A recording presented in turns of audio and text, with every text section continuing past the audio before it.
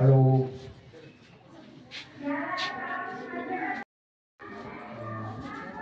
আজি যতন কাৰ্যসূচী আৰু সজাগতা অন্তৰ্গত এক বিশেষ কাৰ্যসূচী হৈছে আমাৰ এই বৰগাঁও বি ক্লাষ্টাৰ আৰু কানুপুখুৰী মধ্য ইংৰাজী বিদ্যালয়ত এই কাৰ্যসূচীত হৈছে সকলো শিক্ষাৰ্থীকে মই এই কাৰ্যসূচীত সফল ৰূপায়ণ কৰাৰ লগতে আমাৰ ব্লকৰ যাতে কাৰ্যসূচীটো সফল ৰূপায়ণ হ'ব পাৰে তাৰে আশা কৰিছোঁ আৰু সকলোকে শেষলৈকে এই সহযোগিতা আগবঢ়াই যাব বুলি মই কামনা কৰিছোঁ। কোচুৰহাট শিক্ষাখণ্ডৰ অধীনত কাৰ্যালয়ৰ পৰা উপস্থিত আমাৰ বিষয়ববীয়াসকল, মোৰ একে সহকৰ্মী বুলিয়ে কৈছোঁ, শ্ৰদ্ধাৰ শিক্ষাগুৰুসকল, মণ্ডল সমন্বয়ক কেন্দ্ৰৰ সমল ব্যক্তি দল আৰু উপস্থিত ইয়াত অংগনবাদী কেন্দ্ৰৰ অধীনৰ বিদ্যালয়সমূহৰ ছাৰ বাইদেউসকল, প্ৰমুখ্যে মোৰ সহকৰ্মীসকল আৰু বিভিন্ন বিদ্যালয়ৰ নিকটৱৰ্তী এৰিয়াৰ অংগনবাদী কেন্দ্ৰৰ কৰ্মীসকল তথা স্থানীয় ৰাইজ সকলোলৈকে জয়তে আন্তৰিক অভিনন্দন জ্ঞাপন কৰিছোঁ। আজি আমাৰ এই আছে পেলনীয়া কাগজেৰে বনোৱা কলাজ আৰু নক্সা। ইয়াতেতো মাছৰ আকৃতি খুব সুন্দৰকৈ ইয়াৰ কাগজৰ বুলি কয় ডাঠ কাগজৰ ওপৰত চাউল দি আঠা দি বনোৱা হৈছে। ইয়াত লিখা আছে মই মাছ। আমাৰ যেতিয়া প্ৰাক প্ৰাথমিক অৱস্থাত তিনি বছৰত তেওঁলোক অংগনবাদী কেন্দ্ৰলৈ আহিব, তাৰপিছত 5 বছৰৰ পৰা আমাৰ প্ৰাথমিক বিদ্যালয়লৈ আহিব। প্ৰাথমিক বিদ্যালয়লৈ অহাৰ লগে লগে তেওঁলোকে অংগনবাদী কেন্দ্ৰত বহুতখিনি ধাৰণা লৈয়ে আহিব।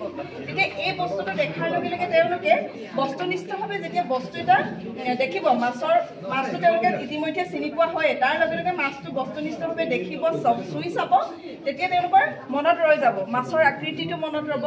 আৰু তাৰ যোগেদি আমি পৰৱৰ্তী পৰ্যায়ত মাছৰ সম্পৰ্কে আমি বিভিন্ন ধৰণৰ কথা শিকাব পাৰিম, যেনে বাকলি থকা মাছ, বাকলি নথকা মাছ, এনেধৰণৰ।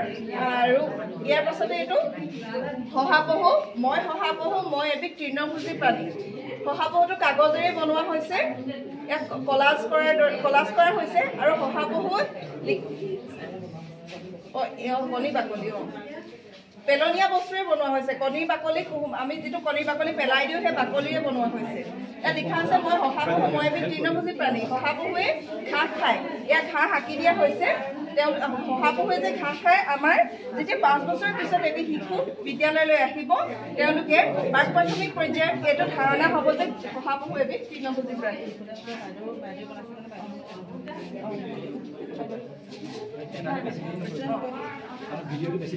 এইখন কাজিৰঙা নেশ্যনেল পাৰ্ক, যাতে মানে ষ্টুডেণ্টখিনিয়ে বুজি পায় যে কাজিৰঙা কেনেকুৱা, কি আছে, জীৱ জন্তু কেনেধৰণৰ জীৱ জন্তু আছে। কাৰণ এশিঙীয়া গঁড়ৰ কাৰণে বিখ্যাত বুলি কোৱা হয়। তাৰ কাৰণে কিছুমান চেম্পল বনাই দিছোঁ, যেনেকৈ ধৰক কাগজত আঁকি পেলাই বনাই দিছোঁ। আৰু এইফালে বাঘ আৰু এয়া বান্দৰ, এনেকৈ কৰি মানে ডেক'ৰেশ্যন কৰি দিছোঁ। আৰু তাৰপিছত তেওঁলোকে মানে কাজিৰঙা ৰাষ্ট্ৰীয় উদ্যানৰ ওপৰত অকণমান মানে আভাস এটা পাব যে কেনেকুৱা হয়। এয়া পেঙ্গুইন, তেওঁলোকে অকল দেখিছে টিভিত, কিন্তু মানে এইটো ৰিয়েলত এনেকুৱাই যে হয়, তেওঁলোকে এটা আকৃতিটো মানে অনুভৱ কৰিব পাৰিব যে হয় পেঙ্গুইনটো এনেকুৱা। আৰু এইফালে পুতলা, আৰু আমি মানে ইনফৰ্মেশ্যন দিবলৈ ট্ৰাই কৰিছোঁ যাতে এই পুতলাজনীয়ে মানে ডাষ্টবিনৰ ইউজ কৰিছে, জাবৰ আনি পেলাইছে, যে ছাত্ৰ ছাত্ৰীসকলো যাতে এলাৰ্ট হয় যে আমিও জাবৰ য'তে ত'তে পেলাব নালাগে, আমি ডাষ্টবিন ইউজ কৰিব লাগে। হয়, স্বচ্ছতাৰ ওপৰত। আৰু এইটো ফুলদানিটো আমি বালি ব্যৱহাৰ কৰি পেলাই এই ফুলদানিটোৰ ফুলবিলাক হেৰি কৰিছোঁ। আৰু এইটো গছৰ ডালত এনেকৈ লগাই দিছোঁ আৰ্টিফিচিয়েল। এয়া বল এনেকৈ বনোৱা হৈছে। এইটো কলাজ, এইটো আপোনাৰ কাগজত কাটি আম বনোৱা হৈছে। হয়, পেষ্টিং এইটো চাই কৰিছে।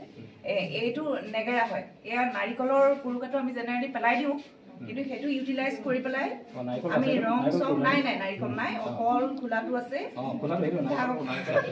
ডেক'ৰেশ্যন কৰি পেলাই যাতে নেগেৰা ল'ৰা ছোৱালীখিনিয়ে যাতে এটা আভাস পায়। কাৰণ নেগেৰাটো এতিয়া মানে বহুতে পাহৰিছে, গতিকে এইটো দেখিলে মানে তেওঁলোকে যাতে ক'ৰবাত দেখিলেও, নাম সকামত ক'ৰবাত দেখিলে যাতে উপলব্ধি কৰে যে এইটো নেগেৰা। লোকবাদ্য বনোৱা আছে, হয়, ইয়াতে ইনফৰ্মেশ্যন লিখি থোৱা আছে আৰু এখন নাম্বাৰ আছে।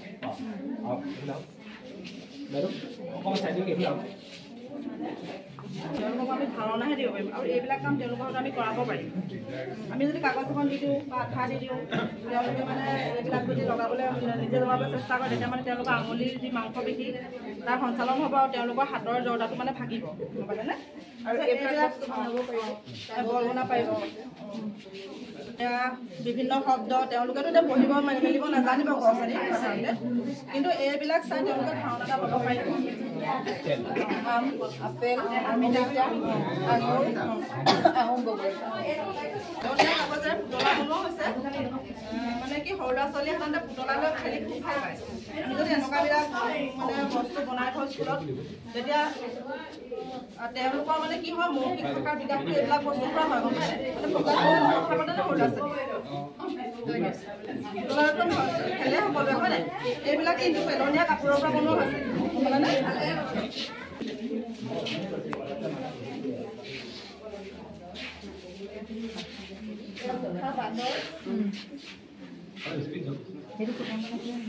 এইটো বান্দৰ হয়, এয়া মেকুৰী, এখন নাও, নাৱৰ আমি বনাই থ'লেও দেখুৱাব পাৰোঁ। এয়া নাও, এয়া ফুল, এইটো আইচক্ৰীমৰ চেপো হৈছে এটা।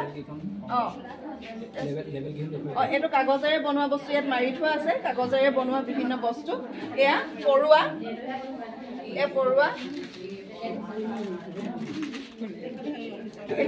এইখিনি আমি বিভাগৰ তৰফৰ পৰা লাভ কৰা বস্তু, তেওঁলোকক আমি বিভিন্ন সময়ত খেলাব পাৰোঁ। তাৰ পৰা এইটো ব্লকেৰে এটা ঘৰ বনোৱা হৈছে, এইটো আমি বিভাগৰ তৰফৰ পৰাই লাভ কৰিছোঁ। তাৰপিছতে এইবোৰ বিভিন্ন ধৰণৰ ৰং, আমি এইবিলাক তেওঁলোকক উলিওৱাসমূহ এনেকুৱা ধৰণৰ কামো দিব পাৰোঁ, যাৰ দ্বাৰা তেওঁলোকৰ স্থূলপেশী সূক্ষ্মপেশীৰ বিকাশ ঘটিব আৰু বিভিন্ন ধৰণৰ চেপৰ ধাৰণাও পাব। আৰু তাৰোপৰি এইবিলাক আহিছে তেওঁলোকক আমি কি বুলি কওঁ ক শ্ৰেণী, এতিয়া কিন্তু নহয়, বাল ভাটিকা বুলি কোৱা হয় তেওঁলোকক। বাল ভাটিকাত অন্তৰ্ভুক্ত কৰা হয়। তাৰ পাছতে তেওঁলোকৰ আৰু এটা বিষয়বস্তু আমি প্ৰশিক্ষণত কোৱা হৈছে যে প্ৰত্যেকজন ছাত্ৰ ছাত্ৰী, এইটো বস্তু আমি যিহেতু আমাৰ বিদ্যালয়বিলাকত ছাত্ৰ ছাত্ৰীৰ সংখ্যা কম, সেয়েহে আমাৰ নখদৰ্পণত থাকে প্ৰত্যেকজন ছাত্ৰ ছাত্ৰীৰ তেওঁলোকৰ অভিভাৱকলৈ এটা বন্ধ বাৰটো আমি আপোনালোকক এই দিৱসটো উদযাপন কৰাৰ অৰ্থে আপোনালোকক নিমন্ত্ৰণ কৰিব লগা হৈছে।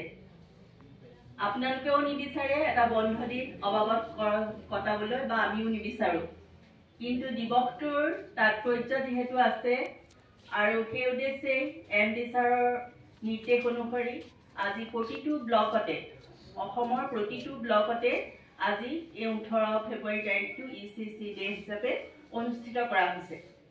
গতিকে আমিও সেই আদেশ শিৰোধাৰ্য কৰি আজি এই বিদ্যালয়ত সমবেত হৈছোঁ। কিন্তু আপোনালোকৰ সহযোগিতা আমি পাইছোঁ। আপোনালোকে আজি যিটো TLMৰ প্ৰদৰ্শনী আমাৰ অনুষ্ঠিত কৰা হৈছে, প্ৰায় আমাৰ সকলো বিদ্যালয়ৰ পৰা নাহিলেও এই ধৰক আমাৰ গাখীৰ খোৱা A ক্লাষ্টাৰ, তাৰপিছত Balma B cluster, Balma A ক্লাষ্টাৰৰ শিক্ষকসকলে ইয়াত জড়িত হৈছে বিশেষকৈ, আৰু তেওঁলোকে আপোনালোকৰ নিষ্ঠাৰে আপোনালোকে সেই TLMসমূহ বনাইছে আৰু এই বনোৱাটোৱে আপোনালোকক প্ৰমাণ কৰিছে যে আপোনালোকে এটা প্ৰশিক্ষণ পোৱাৰ পাছত আপোনালোকে কি ধৰণে ছাত্ৰ ছাত্ৰী